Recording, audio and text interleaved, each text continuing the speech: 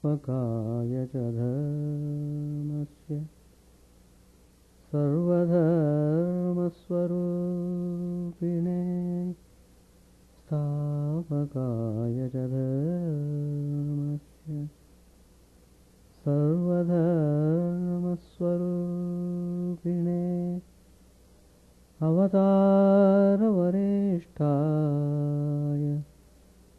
रामकृष्णाय ते नमः। असतो मा सद्गमय तमसो मा ज्योतिर्गमय मृत्योर्मामृतङ्गमय। ॐ शान्ति शान्ति शान्ति।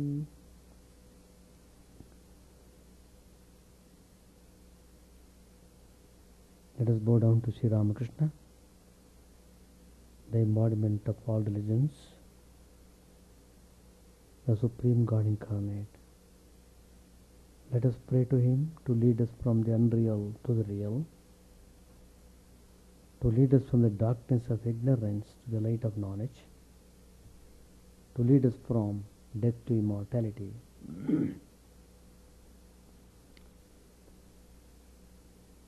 We have been studying Gospel of Class. Sri Ramakrishna has given number of spiritual instructions to practice spiritual life. But then we should make up our mind. Unless the mind is turned towards spiritual ideas, we cannot achieve anything. So mind plays a very important role. All the spiritual practices, disciplines, they're all meant for cleansing the mind, purifying the mind. Then only God reflects through the purified mind. So though God's grace is always there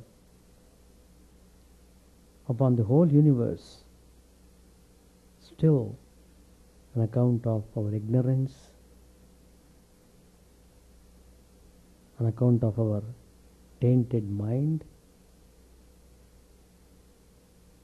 we are not able to recognize the divine grace. So today's topic I am speaking, the power of divine grace. Sri Ramakrishna has spoken on this subject many times in the Gospel.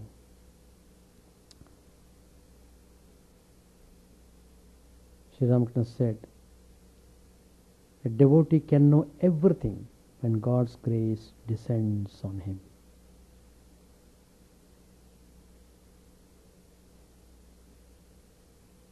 In order that God's grace descends on us, we should prepare ourselves. So the preparedness is very important. If we are not prepared, then we will never recognize God's grace. Sri Ramakrishna also says in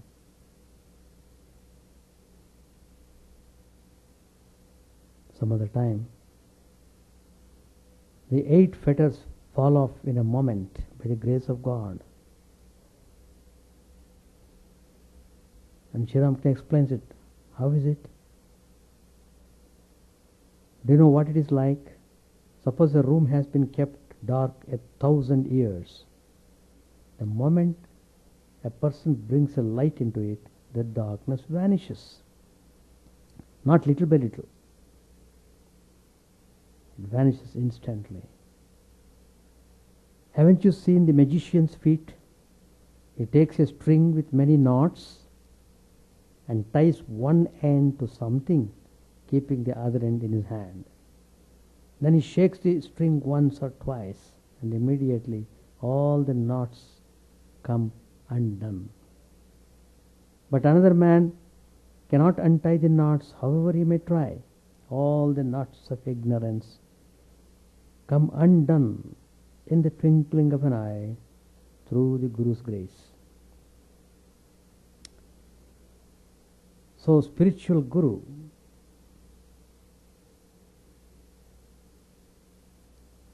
shows his grace to the spiritual aspirant. The spiritual aspirant should follow Guru's instructions implicitly, devotedly. Then, through Guru's grace, the disciple would be freed from bondage, and he would be overwhelmed by the divine grace. So, it's a tremendous power. That's why we become overwhelmed. Divine grace is the power that enables the human soul to squeeze all time and space into the now. And it is the intensity of the aspirant that fetches the grace. One drop falling into the human cup makes it overflow. That drop is divine grace. When does it fall? God knows best. Is an answer convincing to the bhakta, but not so convincing to the jnani. What God knows best, man too should know, as in the state of grace. Man and God are not two, but one. When does the grace descend? It is a legitimate question which all types of aspirants can put. It is not simply the time element that is involved in it. The aspirant is not sure of the method adopted, or more specifically, the intensity involved in his effort. Intensity has a supreme role in spiritual life. You have to do it wholeheartedly. Then only you will get the result. Time and effort are, so to say, congealed by intensity. The intense type, though burning steadily like the flame of a candle, placed in a windless place, is anxious to receive grace here and now. Sri Ramakrishna's parable of the two aspirants on the two sides of the road to heaven, who consulted Narad going for an interview with the Lord, comes in handy to illustrate the intense type. When the sage told the one that he would have to practice meditation for as many lives as there are leaves on the nearby tree, he began to dance in joy. The other was to practice for as many lives as there were beads on his rosary, infinitely shorter than the farmer's destiny. He became morose and started weeping and cursing. A voice was heard in the air, speaking to the first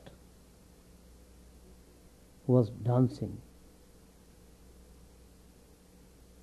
He said, the voice said, "You are already liberated." That is the intense type who makes no noise, as his enthusiasm is steady and deep.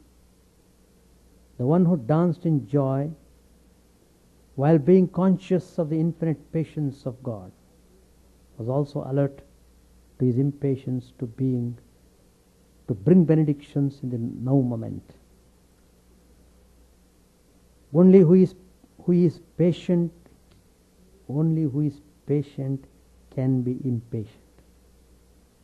As Sri Ramakrishna beautifully puts it, the wind of divine grace is always blowing. It is for you to unfurl your sails. The divine grace is blowing through every moment. How to make God's eternal present ours is a question of questions. God is both eternity and presence. The two summits meet and mingle in the Lord. In fact, there are not two summits but one, the one of intensity. On the summit of constant remembrance, the eternal becomes present and the present eternal. Has not the Lord assured us, those who love me with devotion, I am in them and they are in me. Lord Krishna says in the Gita. The term grace covers a vast panorama of meanings. Kripa is loving and compassionate intervention of God in human affairs. Anugraha, another Sanskrit word, is an unconditional initiative on the part of the divine who takes charge and transforms that part common to man and God. Ahaituka Krupa Sindhu. Prasada is the state of supreme peace which constitutes the plenary experience of fulfillment in Vedantic tradition. And Paramashanti, the peace that passeth all understanding when we attain union with Him. The end effect of grace, Shanti, joins hands with the Advaitic end effects as set forth. For example, in the Mandukya Upanishad, famous Upanishad, witness, for instance, the declaration of the Upanishad, unthinkable and indescribable is the self in its glory when liberated of all phenomena. It is the supremely peaceful, the blissful. Prapanchopashamam shantam. Mandukya Upanishad says. The notions of divine grace only get reinforced and consolidated by joining hands with the Advaitic summit experience. Before the Upanishad brings in the idea of Prapanchopashama, it prepares our minds by speaking of the Ekibhuta state that we are capable of. Ekibhuta is that state when consciousness becomes unified and homogeneous by its very nature without any external aid.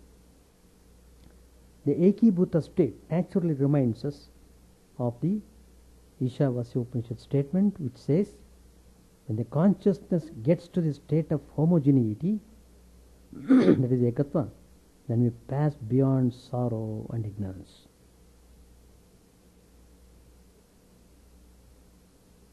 The Ekatva state brings us the Ekagrata, the one-pointedness of attention, unassailable either by sorrow or by ignorance. In the Ekagrata state, the thought is absolutely pure. Before this purity, all enemies fall back or are converted. What does the Mandukya Upanishad imply by the statement Prapanchopashamam? Prapancha is the play of space-time causation. On the world stage of Prapancha, we play our parts. We play, but we are rarely conscious that we are being played upon or pulled by time-space causation. We are their slaves. Can we, for instance, prolong our play Evidently not. We are not masters of our time. While playing, the moment we realize that we are masters of the stage, when the play stops, time also stops. We continue to play our roles, but we do not expect any payment from the manager of the theatre, nor do we dance to his tune. We are already paid, or to put it in a better way, we do not want any payment as it is our own play. He who has realized the self as a causeless cause, as a master of space and master of time, does he expect any payment, and from whom? Who can pay him? The self is his own reward, and the self is priceless. In the heart of the devotee, the self reveals as Antaryamin. The Antaryamin bequeaths to the Bhakta the Prapanchopashama moment, which is deliverance from space and time, or mastery over space and time. When the self reveals in us as master of space and time, the totality of the divine is revealed. To enable us to see the divine in the eternal present, we should not fragment this totality. As the Gita says, stop thinking. Na kinchidapi chintayet. Thinking cuts the totality of the divine in us into bits. The Prapanchopashama is a moment when all human choice, which shuttles between the either or stops, to submit to the either or tendency, is to break the totality of the presence into bits. That's why all scriptures ask us to go beyond the duality's apposition and to affirm the summit of the triangle. There we have the encompassing attitude, the total which is not disturbed by the contradictions on a lower level,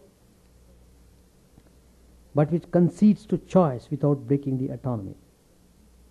The total presence of the divine, which defies all time-space determinations, can be spoken of only in terms of the eternal present, which is not a moment in time, but the intense presence of the eternal in every moment. To capture this moment, we must be fully present to ourselves. If we are victims of the tendency of looking back on the past, the regrets and the repentances, we fragment this totality. Also, we change its nature by the expectations of the future, which take away from the intensity of the present. It is only in the lived present that the past is evaluated and appraised. We stand in the present and bring the future to be evaluated and integrated into our lives. What a vital truth in the words of Saint Augustine. He says, O Lord, you are the present of the past. You are the present of the future. In your present, everything is contained. Very famous words of Augustine. How to invite into our human cup the drop of the divine eternal present, the drop that makes our cup overflow. We should preserve his totality unaffected. We should not allow it to be invaded by our human notions of slavery to time and space. By his grace, we are masters of time and space. Once we realize that we are masters of time, we are not afraid of death. What is the fear of death, if it is not the fear of the end of my time?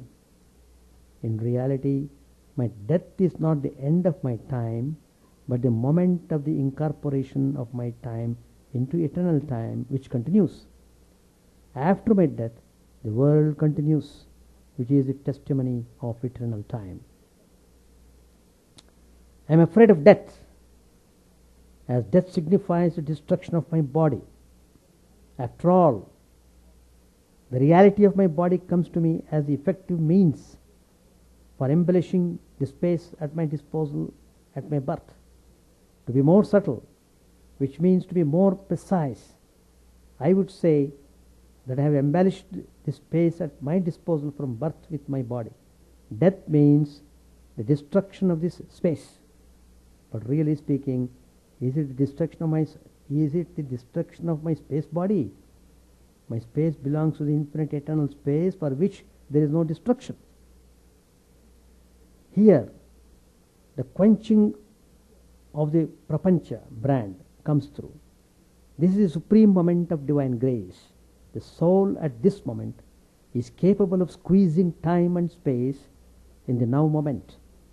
The always already there actualizes itself.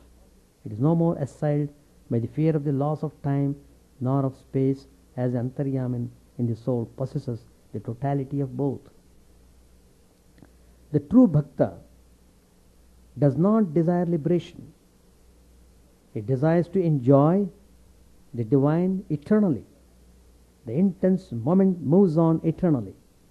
This enjoyment is definitely superior to release from the cycle of births and deaths. The Bhagavad scripture says, and the Holy Mother also, celebrate bhakti as the fifth purushartha, the goal of life. The classical four are dharma, that is righteous life. Artha means for satisfaction of enjoyments, wealth. Kama, recognition of a place for legitimate pleasures. And moksha, release.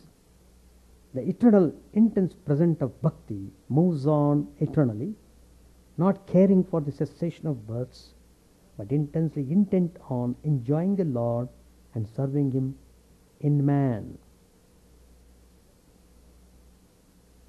In the Western scriptures also we find the eternal present as the choice of the divine.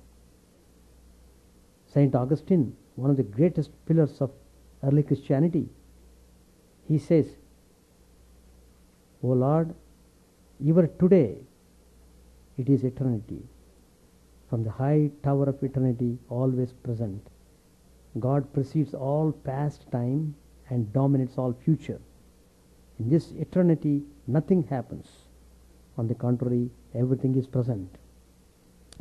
There in the bosom of this eternity reigns performance, permanence, beatitude, and immutable present.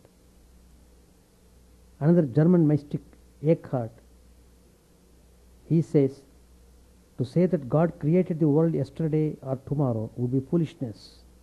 For God created the world and everything in it in the one present, now.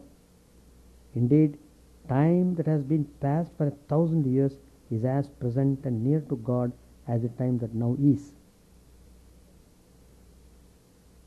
Another Danish mystic says, the instant is really the decision of eternity. The divine decision, which is unique and without equal, though realizing itself in time, becomes precisely the instant, where an occasion and its effect tally, as in the case of the cry in the desert and its echo. There the instant does not appear, but its souvenir glues itself in the eternity of the instant. The instant is born rightly of the rapport of the eternal decision with its unparalleled uniqueness. Many more masterminds of the West meditated on the quality of the eternal present. Limitation of space advises us to be brief. In the beginning we said that God and His grace is both eternity and presence. In His eternal present, the eternal can be adjective and the present noun. It can be also vice versa. The eternal is present in us, in spite of our feeling ourselves to be fleeting, fugitive, temporal. Can our temporality catch up with the eternal? All that we can answer is by another question. Can our temporality exist without participation with the eternal? Can the time of the watch exist without the sun who has no watch? Our fleeting moments have their roots in eternity. The eternal which is present in us invites us to make our present eternal. Thus, this we can as the cup of grace always overflows. So, the power of divine grace is ever present. It is always there. The liberation from bondage means recognizing this ever-present grace. So God's grace is present in so many ways. It is manifested through the holy people, through incarnations, so that people can have the glimpse of this grace. And in fact, if we observe the events in our life from the date of our birth unto this time, we realize that it is God's grace only that is working all the time. So, if we recognize this fact, then surely we realize the value of eternal peace. The peace is achieved only through recognizing the power of the divine grace. And the power of divine grace is recognized only when our mind is purified, when we are set properly in the right direction by concentration, by prayers, by worship, by meditation, by focusing on the divine. By all these methods, we will be able to recognize the power of the divine grace. It is that power of the divine grace that gives us joy, more and more joy. The mind is not hankering after anything else. It only wants the joy of God. Once it gets the glimpse of the joy of God, it wants to hold on to that joy. So, our task should be primarily to tune the mind properly, to feel the presence of God, and then understand the spiritual ideas in a proper way, and then it will be easy for us to know the power of the divine grace. Sri Ramakrishna said, Sri Ramakrishna said, I cherished a desire. I said to the mother, "O mother, I shall be the king of the devotees." Again, this thought arose in my mind. He who sincerely prays to God will certainly come here. He must. Sri Ramakrishna's words. He who sincerely prays to God will certainly come here. He must. You see, that's what is happening now. Only people of that kind come. My parents knew who dwells inside this body. Father had a dream at Gaya. In that dream, Raghuveer said to him, I shall be born as your son. God alone dwells inside this body. Such renunciation of lust and gold. Could I have accomplished that myself? I have never enjoyed a woman, even in a dream. Nangta instructed me in Vedanta. In 3 days I went into Samadhi. At the sight of my Samadhi under the Madhavi wine, he was quite taken aback and exclaimed, "Oh, what is this?" Then he came to know who resides in this body. He said to me, "Please let me go." At these words of Totapuri, I went into an ecstatic mood and said, "You cannot go till I realize the truth of Vedanta." Day and night I lived with him. We talked only Vedanta. The Brahmani used to say to me, "Don't listen to Vedanta, it will injure your devotion to God." I said to the Divine Mother, Mother, please get me a rich man. If you don't, how shall I be able to protect this body? How shall I be able to keep these sadhus and devotees near me? That's why Mathur Babu provided for my needs for 14 years. He who dwells in me tells me beforehand what particular class of devotees will come to me. When I have a vision of Gauranga, I know the devotees of Gauranga are coming. When I have vision of Kali, the Shaktas come.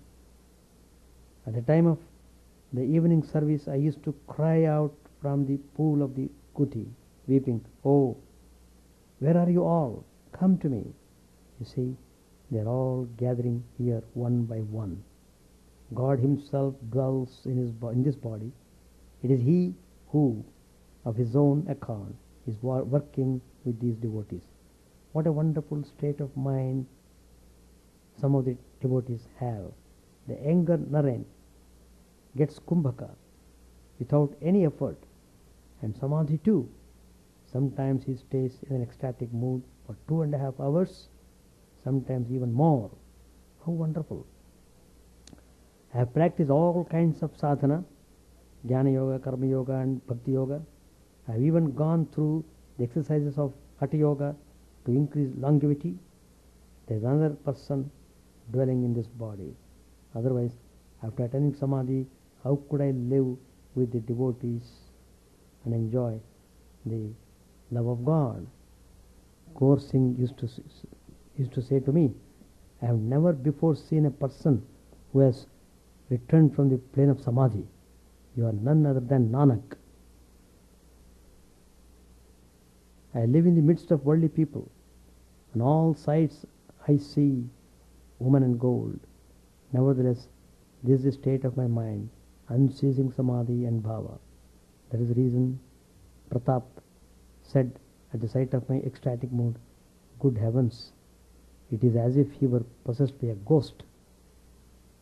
Rakhal, M and the other was speechless as they drank in this account of Sri Ramakrishna's unique experiences.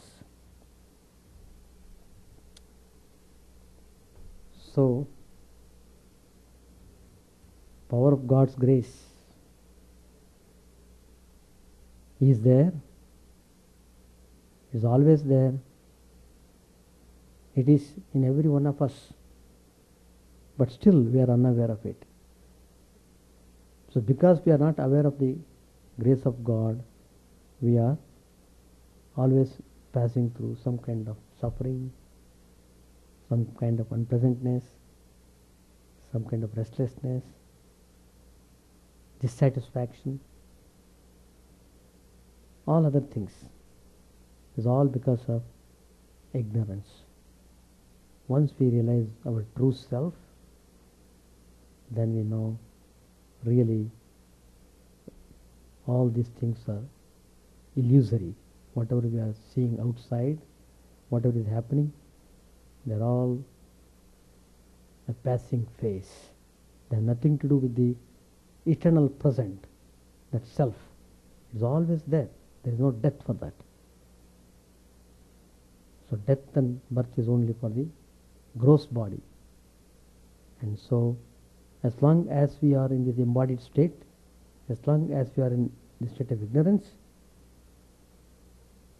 we don't understand or recognize the power of divine grace. So, in order to realize the power of divine grace, we should propitiate God through prayers, worship, concentration and meditation. That's the gist of the topic today, the power of the divine grace, which of course I took passages from Mandukya Upanishad, which deals with this power of divine grace. It is nothing but the realization of our true self, our consciousness. We have to go beyond the mind to know what we are. As long as we are in the mind plane, we see the other things, but in a purified mind, we will be able to see the clear manifestation of the true self. Any questions to ask? All right. Chant the name of the Lord and His glory unceasingly, that the mirror of the heart may be wiped clean and quench that mighty forest fire, worldly lust raging furiously within. O name streamed down in moonlight on the lotus heart, opening its cup to knowledge of thyself. O self, drowned deep in the waves of his bliss, tasting his nectar at every step, bathing in his name that bought for weary souls. Various art thy names, O Lord, in each and every name thy power resides. No times are set, no rites are needful for chanting of thy name. So vast is thy mercy, how huge then is my wretchedness, who find in this empty life and heart no devotion to thy name. O my mind, be humbler than a blade of grass, be patient and forbearing like a tree, take no honor to thyself, give honor to all, chant unceasingly the name of the Lord. O Lord and soul of the universe, mine is to prayer for wealth retinue, the playthings of lust or the ties of fame, as many times as I may be reborn, grant me, O Lord, a steadfast love for thee. A drowning man in this world's fearful ocean is thy servant, O sweet one. In thy mercy, consider him as dust beneath thy feet. How I long for the day when an instant separation from thee, O Lord, will be as 1,000 years, when my heart burns with its desire, and the world without thee is a heartless void. Prostrate at thy feet let me be in unwavering devotion, neither imploring the embrace of thine arms, nor bewailing the withdrawal of thy presence, though it tears my soul asunder. O thou who steerest the hearts of thy devotees, do with me what thou wilt, for thou art my heart's beloved, thou and thou alone. O Lord, lead us from the unreal to the real, lead us from darkness to light, and lead us from death to immortality. May all be free from dangers, may all realize what is good, may all be actuated by noble thoughts, may all rejoice everywhere, may all be happy, may all be free from disease, may all realize what is good, may none be subject to misery. May the wicked become virtuous, may the virtuous reign tranquility, may the tranquil be free from bonds, may the free make others free. May good betide all people, may the sovereign righteously rule the earth, may all beings ever attain what is good, may the worlds be prosperous and happy. May the clouds pour rain in time, may the earth be blessed with crops, may all countries be freed from calamity, may holy men live without fear. May the Lord, the destroyer of sins, the presiding beauty of all sacred works, be satisfied. For he being pleased, the whole universe becomes pleased. He being satisfied, the whole universe is satisfied.